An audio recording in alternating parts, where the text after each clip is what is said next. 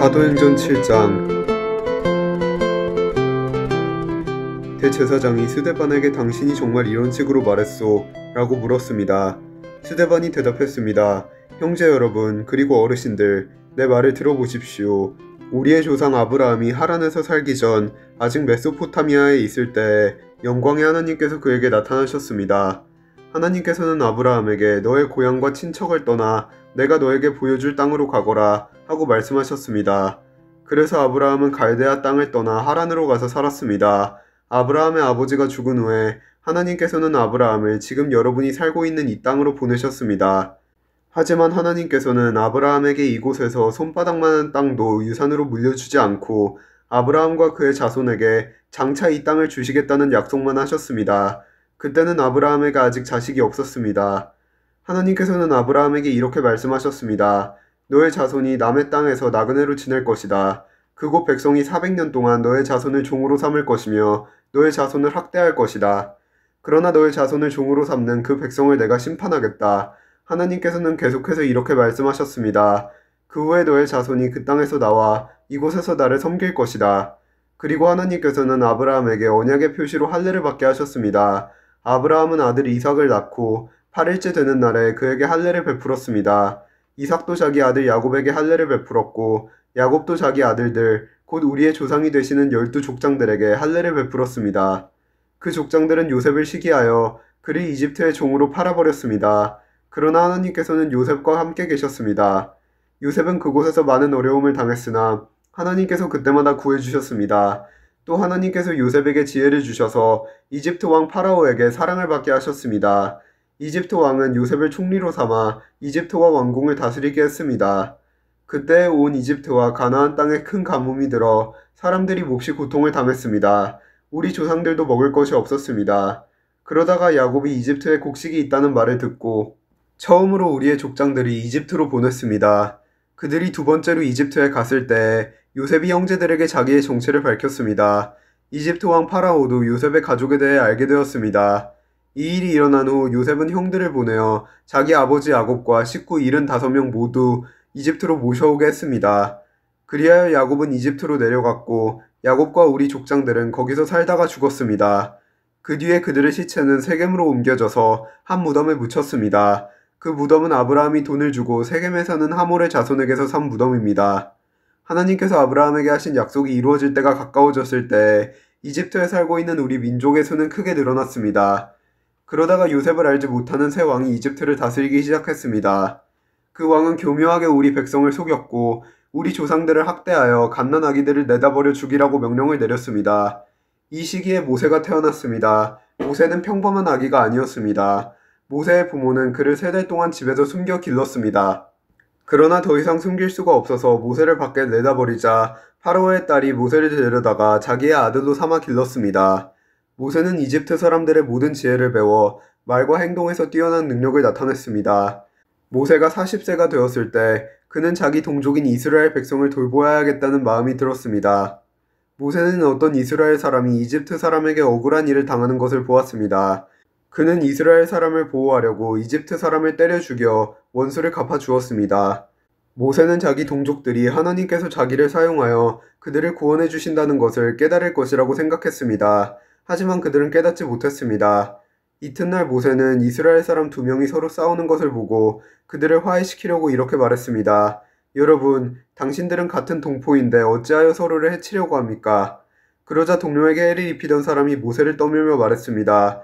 누가 당신을 우리의 지도자와 재판관으로 세웠소?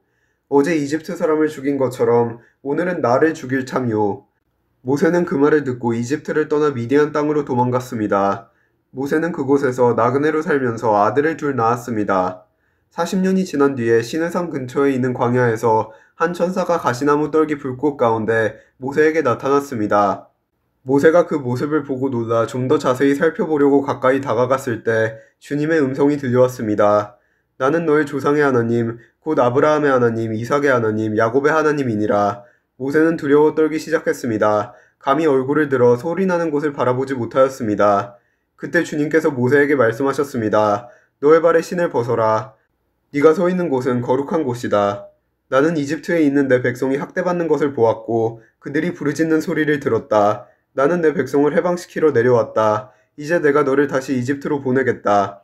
하나님께서 보내신 이 모세는 이스라엘 백성들이 누가 당신을 우리의 지도자와 재판관으로 세웠소? 라고 하면서 저버린 바로 그 모세입니다. 하나님께서는 떨기나무 가운데 그에게 나타난 천사를 통하여 이 모세를 지도자와 해방자로 삼으시고 그들에게 보내셨습니다. 그래서 모세는 백성들을 이집트에서 이끌어냈습니다. 모세는 이집트에서, 홍해에서, 그리고 40년 동안 광야에서 많은 기적과 표적을 행하였습니다. 바로 이 모세가 이스라엘 백성에게 하나님께서 너희 가운데서 나와 같은 예언자를 세워주실 것이다 라고 말한 사람입니다. 이 모세는 시내산에서 그에게 말씀을 전해주던 천사와 우리 조상들과 함께 광야 교회에 있었습니다. 모세는 생명의 말씀을 받아 우리에게 전해주었습니다. 그러나 우리 조상들은 모세에게 순종하기를 거부하고 모세를 저버렸습니다. 그들은 마음속으로 이집트로 돌아가려 했습니다. 그들은 아론에게 우리를 이집트에서 인도해낸 모세에게 무슨 일이 생겼는지 모르겠으니 우리를 인도할 신을 만들어 주십시오 라고 말했습니다. 그들이 송아지처럼 생긴 우상을 만든 것이 바로 그때였습니다. 그들은 송아지 우상에게 제물을 바치고 자기들의 손으로 만든 것을 섬기며 즐거워하였습니다. 그러자 하나님께서는 그들에게서 돌아서시고 그들이 천체들을 섬기게 내버려 두셨습니다. 그것은 예언자들의 책에 적힌 것과 같습니다. 이스라엘 백성아, 너희가 광야에 40년 동안 있을 때 나에게 희생제물과 예물을 가져온 적이 있느냐? 너희는 너희가 예배하려고 만든 몰록의 신당과 별의 신 레판의 우상들을 섬겼다. 그러므로 내가 너희를 바빌론 저편으로 포로로 보낼 것이다. 우리 조상들이 광야에서 지낼 때 증거의 장막이 그들 곁에 있었습니다. 그 장막은 하나님께서 모세에게 명령하셔서 만들게 하신 장막입니다. 이 장막은 모세가 하나님께서 보여주신 모형을 따라 만든 것입니다.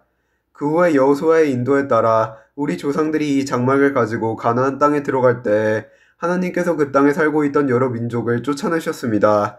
이 장막은 다윗 시대까지 그 땅에 있었습니다. 다윗은 하나님 앞에서 은혜를 받은 사람이었습니다. 다윗은 야곱의 집을 위해 하나님의 처소를 짓게 해달라고 간구하였습니다. 그런데 정작 하나님을 위해 집을 지은 사람은 솔로몬이었습니다. 하지만 예언자가 말한 것처럼 가장 높으신 하나님께서는 사람이 손으로 지은 집에 살지 않으십니다.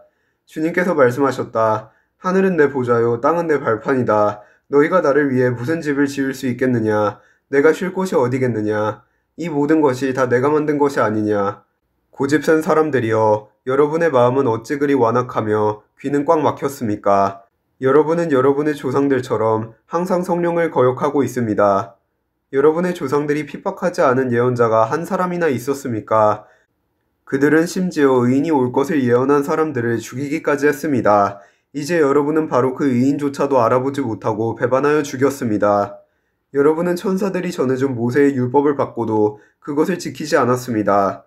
공유의 의원들은 스데반이 하는 말을 듣고 몹시 화가 나서 스데반을 보며 이를 갈았습니다. 그러나 스데반은 성령이 충만하여 하늘을 쳐다보았습니다. 그는 하나님의 영광과 예수님께서 하나님의 오른편에 서 계신 것을 보았습니다. 스데반이 외쳤습니다. 보십시오. 하늘이 열리고 하나님의 오른편에 인자가 서 계신 것이 보입니다. 그러나 사람들은 귀를 막고 큰 소리를 지르며 모두가 스데반에게 달려들었습니다. 그들은 스데반을 성 밖으로 끌고 나가서 그를 향하여 돌을 던졌습니다. 증인들은 자기들의 옷을 벗어 사울이라는 젊은이의 발 앞에 놓았습니다. 사람들이 스데반을 돌로 칠 때 스데반은 주 예수님 내 영혼을 받아주십시오 라고 기도했습니다. 스데반은 무릎을 꿇고 큰 소리로 주님 이 죄를 이 사람들에게 돌리지 마십시오 라고 외쳤습니다. 이 말을 하고 스데반은 잠들었습니다. 아멘.